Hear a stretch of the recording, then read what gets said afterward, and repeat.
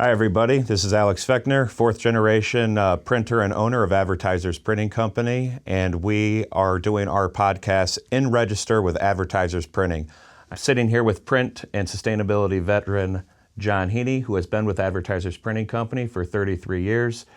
He has done tremendous things for us as far as bringing in great fitting clients, and he has brought us down the path of sustainability, and we're very, very happy and lucky to have him on our team. Thank you, Al. Pleasure to be here, and really enjoy the opportunity to talk about sustainable print.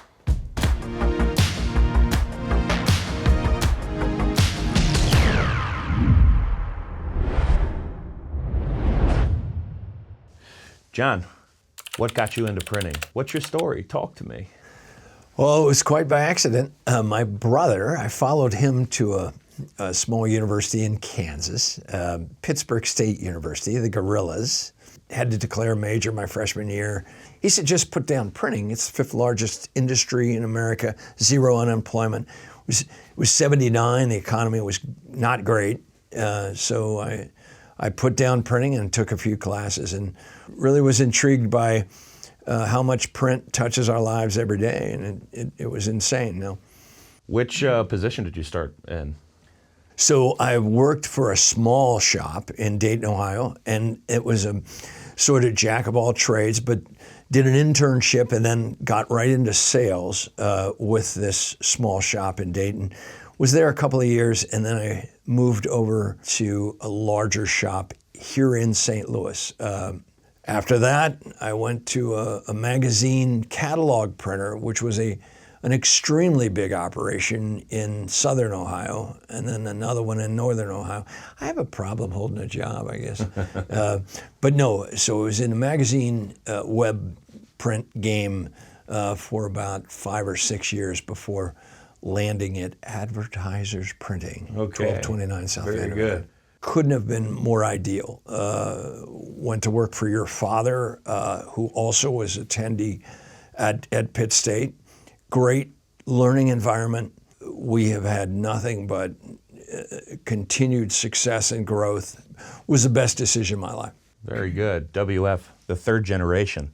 WF. Yeah. The original Gorilla. And I know it was a risk for you coming on because you had came from bigger places that had produced much larger jobs, much larger presses, higher dollar volume for sales, and we were equipped with quarter-size presses, I believe, when you had signed on, and all the rest of the competition in St. Louis had full-size, full-color presses. And my father's vision, I know, was that there was a lot of good, smaller run jobs that a lot of these bigger operations weren't picking up.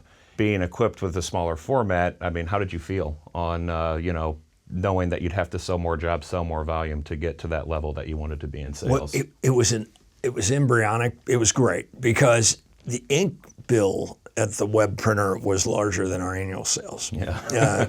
To be quite candid, yeah. That's truth. And so from an $80 million company down to a $4 or $5 million company in the day, it was really wonderful because you got to be very entrepreneurial. You were your own boss in a sense. You were sent out to build a book of business to fill the plant, and a challenge, yes, but it was also not a huge leap for me sales-wise because I had nowhere to go but up. Mm-hmm. I mean, we were in growth mode, and it was just a lot of fun. No, it really was. I remember my dad and uncle saying that you were just relentless on the phone, and you were there earlier than everyone else. You were making calls later than everybody else, and just one of our earliest goats, to put it simply.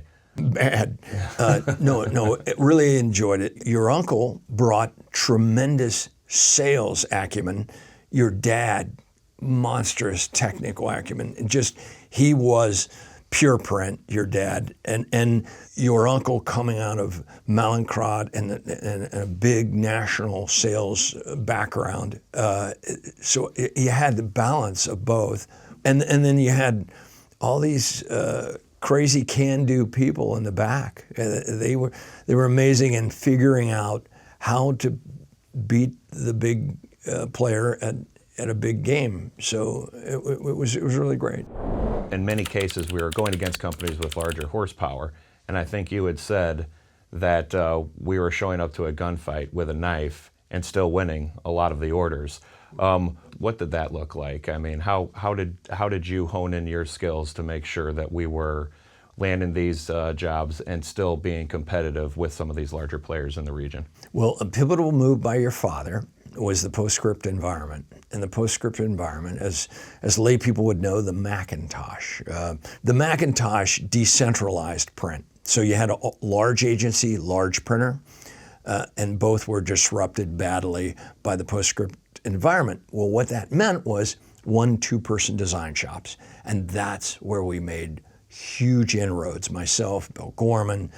Bill Gorman was a huge help to me, understanding the lay of the land, being from Ohio.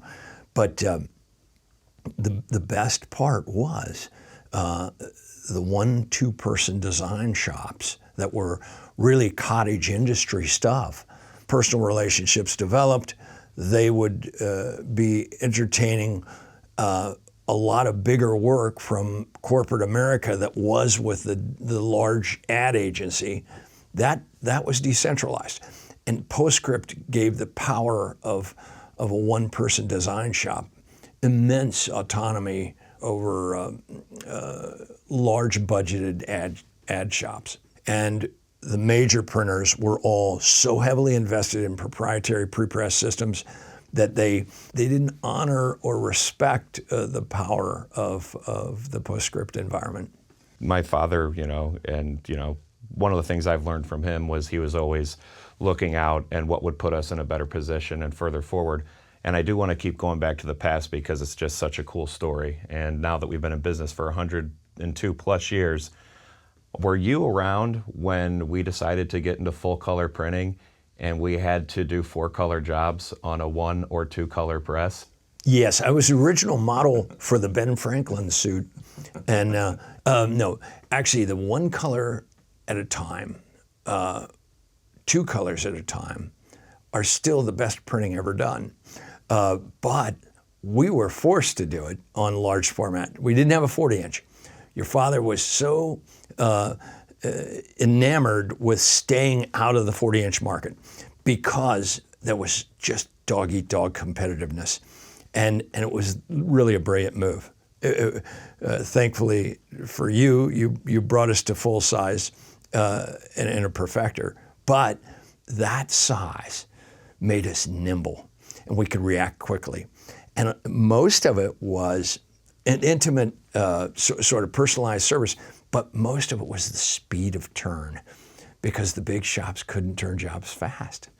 And when you had 1-2-person design shop dealing with corporate St. Louis, and you were able to turn a job very quickly, you could really, really beat them at their own game because you were nimble, you were able to move fast, and we were insane about obsessing about the quality, which is another thing that I have to say the larger players were not obsessed with.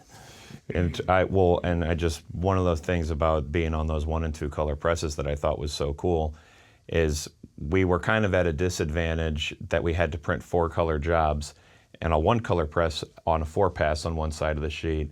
And if it was a 4/4 job, it would be 8 passes on a 1-color press. And even with all of that work and keeping that sheet registered, and it just shows the skill and craftsmanship and the drive and focus of my father and uncle. And I know my uncle was really the one to just push very, very hard into that 4-color space. But again, going along with the journey of being smaller format, white glove, boutique-y on some of these smaller runs. And I knew that eventually led us to being one of the preferred printers in the design community in St. Louis. So did you work with a lot of designers early in your career? Tons. One thing I'll mention back, if everybody knows the game of poker and anteing up, and that is what 1 color at a time is. All the chips are in the middle of the table on the final pass, and it's either good or it isn't. Yeah. And if it isn't, you lose the pot. But yeah, so the relationships early on with designers, unbelievable. Still some of my best friends. They are out of the box. They are just quirky folk that are just wonderful, innovative, creative types. And I am not creative, but share in much of their humor and much of their love of doing creative things. And so these folks would move about, and we had great success following them. They brought us to a lot of great addresses and a lot of great parties. Yeah. Yeah. What was your first, what would you classify as your first big win at Advertisers? What was the first big project, big client where the ball really started rolling for you? Well, we had some great inroads with Mallinckrodt in the day, with Peabody Coal. Express Scripts was an early kind of startup in the 80s. I didn't get with them until the 90s. We dealt with the Art Museum. God bless the St. Louis Art Museum. We just really enjoy their work to this day. Cultural institutions in St. Louis, we've had unbelievable inroads with those folks. They're respectful of our environmental. They're respectful of us remaining in the city. Most fled the city. Big mistake. We're positioned between Clayton and downtown. It's just been a good thing for us with corporate St. Louis and with the cultural institutions and universities. John Heaney, been with the company for 33 years, and he was actually the pioneer who got us into our sustainability mission. John, would you tell us a little bit more about that sustainability mission? Talk to me. We want to hug some trees out. Yeah. We want to hug some trees Yes. out. Is this the time? Please. No. So Right away. yeah, my son Seamus, when he was born, that's what kind of. I just had this epiphany that we're destroying the planet and we're ink slayers and we're just tree slayers and ink slingers and so somehow it all synthesized to the fact that do a deeper dive on where we are in the industry. And what you find is we are really not a major problem. There are things that have been printed over the decades that never shall be printed again. Many things, resource books, directories. A lot of monotony was printed in the day because there's this little thing called the internets. The internets. Have you seen the tubes? I've heard. Yeah, and we think that they're popular, and we think that the internets are going to take off. So the way you combat that is you know that fewer is better in many respects. Printing fewer, right-sizing your print, and printing more responsibly is a really good thing and a very impactful thing.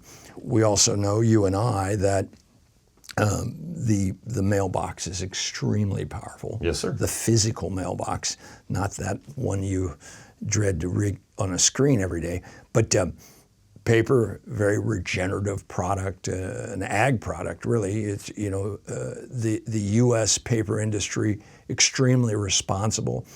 We would be in trouble without the forestry management practices of the U.S. paper industry. You would see a quantum higher number of megafires without them managing our forestry in the U.S. So there's so many things good on the paper side. On the print side, your father got us into plateless digital, near zero spoilage with indigo, as good if not better than traditional offset. So we were able then to say we are a short-run, high-quality printer that can do just as equally a good a job on longer runs. But the big monumental move was the 10-color LED UV. 10-color LED UV, zero VOC, zero emission, zero ozone.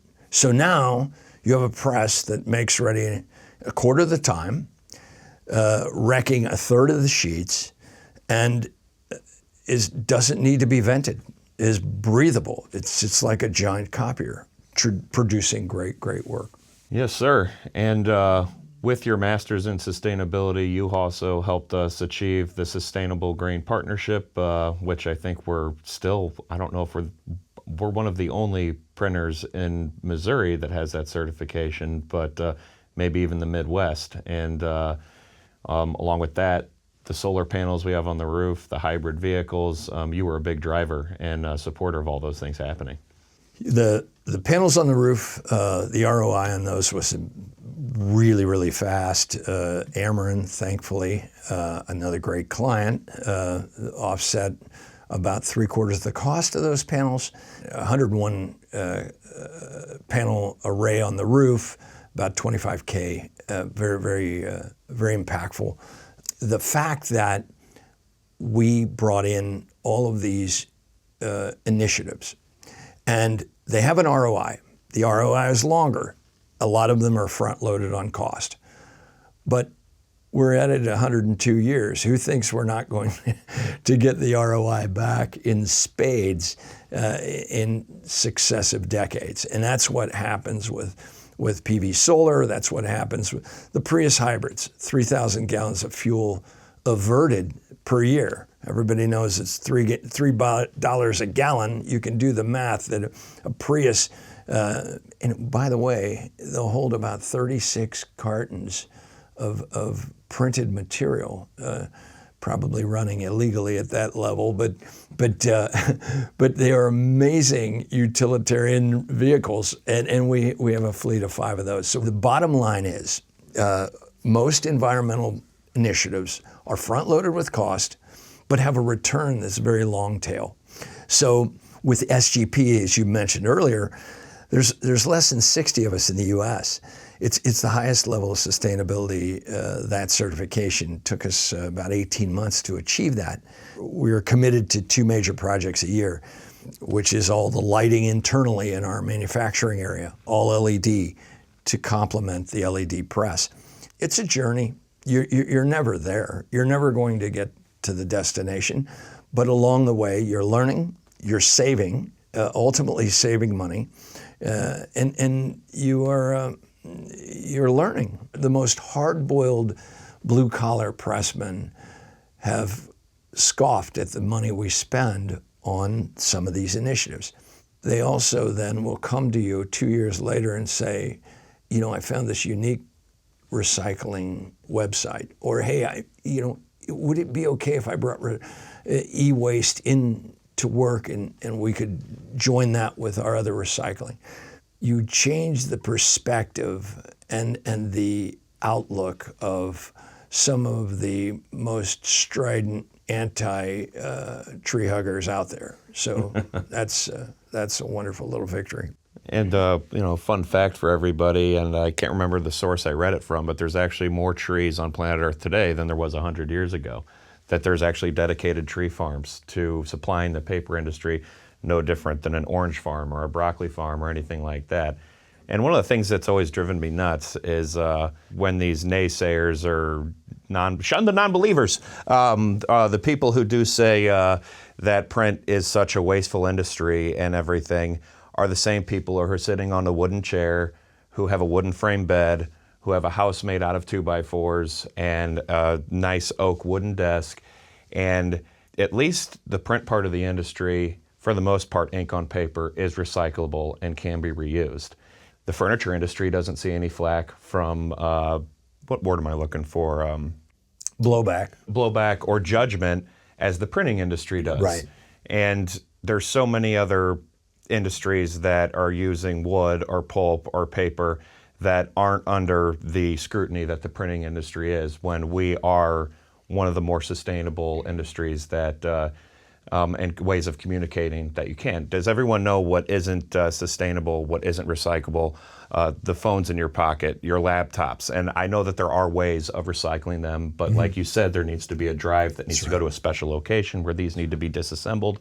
So a lot more work than just throwing paper into a Gaylord, sending it down to wherever it needs to go to be recycled. They bleach the pulp or they do whatever they need to do, and you got new sheets that you can print on again. That's right. So there's a lot of belief out in the industry that printing is wasteful, but it's really quite sustainable.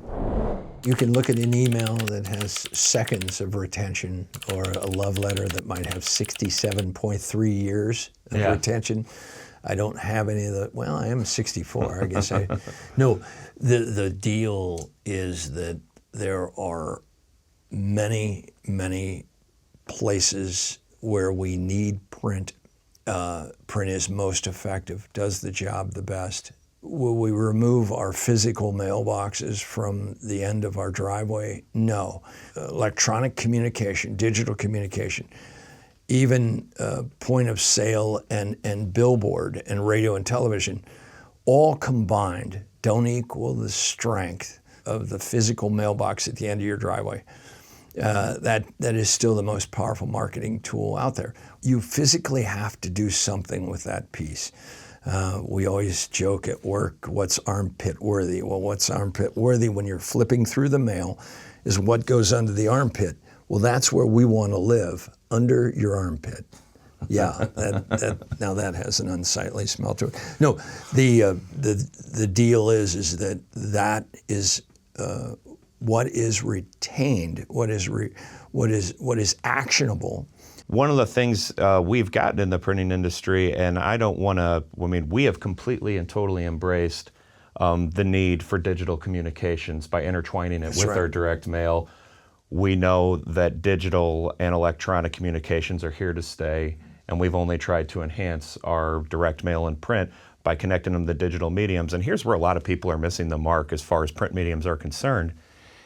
You know, everyone's saying, you got to go digital. You know, all of our marketing's digital, all of our outreach is digital, all of our communication is digital. With everyone's realizing that when they send that high quality print piece out or low quality print piece out, it is driving that recipient digital. So your clicks are coming from printed mediums. Interest is coming from printed mediums. Like you said, they're putting it under their armpit. And, you know, we were talking about life of ads and communication. Life of a digital ad, I believe I heard, is around 7 seconds. And the life of a direct mail piece on average is 17 days. So could be even more than that. Could be on the coffee table, could be on the counter, could be thrown in the junk drawer. But eventually you go back to it, and what's the first thing you do? You Google it, and if you've got a good landing page, all of those things can be tied into the direct mail piece or the print piece. And it's not either digital or print.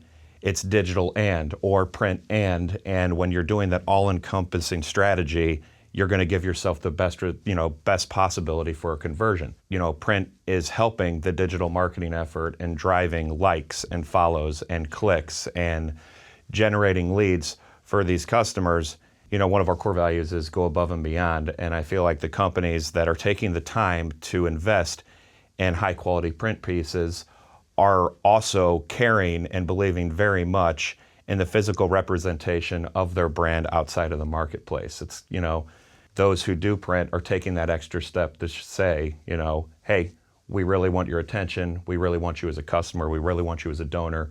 It doesn't have to be everything, but it's got to be intertwined with the digital. One of the things that we all receive every month or every other month is a piece of Capital One. They want in our wallet. They want to be in our wallet. Jennifer Garner and Samuel L. Jackson, they can have as many cute commercials as possible, but they can't take our information down. The point is simple. It's not actionable. The commercial can pique our interest and make us brand curious or brand loyal, but it can't take our information. That application that you're getting once or twice a month, there's 120 million households in America. I mean, that's a lot of direct mail going out the door, and they do it not because it's spray and pray. They do it because it works. There's no other way to capture an actionable return than the USPS, that physical mailbox. Thankfully, that is one area. And there's a few other areas that are growing, large format for one, but the direct mail is still hanging tough. It's actually showing increase every year. Spray and pray is a very technical term. Will you please describe to the audience what spray and pray means? Well, spray and pray is just that 0.5% return. I'm going to put 1 million pieces in the mail and get a 0.5% return, and people do it. Not as much as they used to. By personalizing, you move the 0.5% higher. By right sizing, personalizing would be direct 1-to-1. By right sizing, you're saying to yourself, I'm going to do a lot more deeper dive on the demo, more discriminating in terms of, might be age, gender, zip code, income. Imagine that income. So spray and pray didn't regard those factors as heavily. It was a numbers game. Throw enough at the wall, something will stick. Well, the price of postage it's still cheapest on the planet, but it can be a little jarring at times. A couple misnomers about the USPS, still the most efficient, cost and productive-wise, the most efficient way to deliver physical mail on the planet. The USPS is still the most favored entity of our federal government. And they don't have a lot of winners in that category right now. So the best part is that we're sitting in a country that's every address every day, and still the best value, even in spite of the increases that have happened. Going back to what you had said about the email inbox, I think I'm getting upwards of 150. 200 emails a day, and it's easy to miss a notification about a bill or some sort of offering in there, and the mailbox is a very, very big opportunity. But one thing I wanted to go back to, and what you were saying, is digging deeper in the data, or maybe right-sizing your direct mail campaign. How else can businesses enhance their direct mail? How can they make it more powerful? The big deal is tactile. You'll see a lot of it's the haptic, the sense of touch. So they're applying tactile finishes to stock. We do it a caress or soft touch coatings. Holographic is big. The use of foil. Gold or silver or unique PMS colored foils. So that is size of the piece through the mail also is another way to stand out. But the use of haptics, a brand new car might have 16 different surfaces that feel different between the dashboard and the leather-wrapped steering wheel. That's done intentionally because haptic, the sense of touch, is a great marketing tool. You are also eligible to get a postage discount with the use of some of these treatments. The USPS is working on programming that offers. They know the power of it, and they like to promote direct mail. So, yeah, the interactive media, Yep. Connecting it to things right. like Google, Facebook, Instagram, informed delivery, and being able to track leads on your direct mail campaign. I feel like a lot of businesses that are using direct mail now don't realize how many mediums this direct mail can be tied into. And I know something that we're offering is the platform connects to where we can plug into 7 to I think now up to 15 different mediums, giving an all-encompassing marketing effect that will give you the highest increase on conversion, and all this can be done for less than the cost of a stamp. I just got off the phone with a political client today that is very, very interested in it.